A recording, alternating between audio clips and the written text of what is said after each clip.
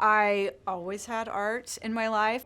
It became something that when I was 25, 26, 27, you're done with college and you're working your job and you're like, well, is this what I'm gonna do forever? You know?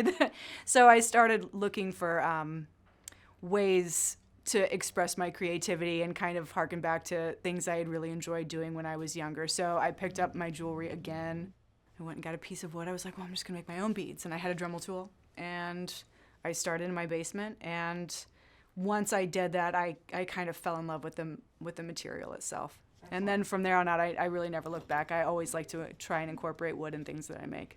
And it doesn't quite fit into a pre-established framework as far as like, are you a fine artist? Are you a jeweler? Are you a sculptor? So yeah, just wearables, I suppose, at this point. And I like to think about the body as the thing to decorate, how to emphasize certain, cheekbones, collarbones, shoulders, an ear, the hand, So that's kind of become my canvas, I guess, and figuring out how to put things on it. January 1st of 2009, I moved into the Harrison Center. My eldest child was 8 months old when I moved in, and she's 13 now, so all my kids have grown up here, and this is like one of their major communities, and they've grown up with art in this magical building. Being around other creative people certainly has pushed me to grow as to what I think I can make, the scale, the complexity. I mean, when I first started working with the wood, I was just making little simple components, and now there's, I have huge, like, wearable sculpture back here, so, you want to collaborate. People come in and ask you if you collaborate on something, and just like being a part of someone else's creative process, being a part of someone else's aesthetic, pushes you to think about your own work in a way that you might not have considered before.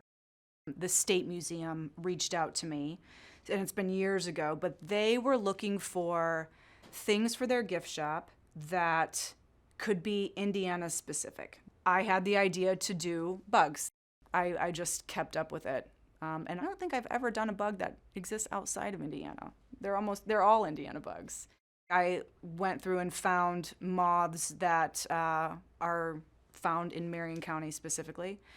And I chose 8 of them and made these gigantic, each was a necklace, all a very large and like wearable piece of art necklace. And then my friend in the building made me mounts for them, kind of in a naturalist vein, so it would look like you could hang it on the wall. It could be something that you could hang in your house, and you could also wear it, so it had a dual purpose.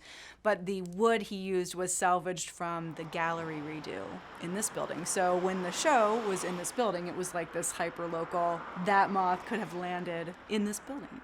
It's been a little while since I've made bugs, and I had grand ideas of making lots of these cicadas, but right now we've got one, and we'll see how many more I make. But I wanted to be inspired by the Brood-X. I love their red eyes. I've made cicadas in the past, but for this one in particular, I really wanted to work with something a little more sculptural, a little more stylized, and this is a little more of like a sculptural bug, but it's the big Brood-X cicada.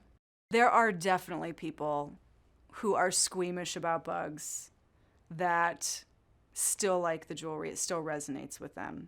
I think that even though it's bugs and you don't like them, you can still appreciate the artistry of the form because you can look back through human history and see that people have been inspired by that all along.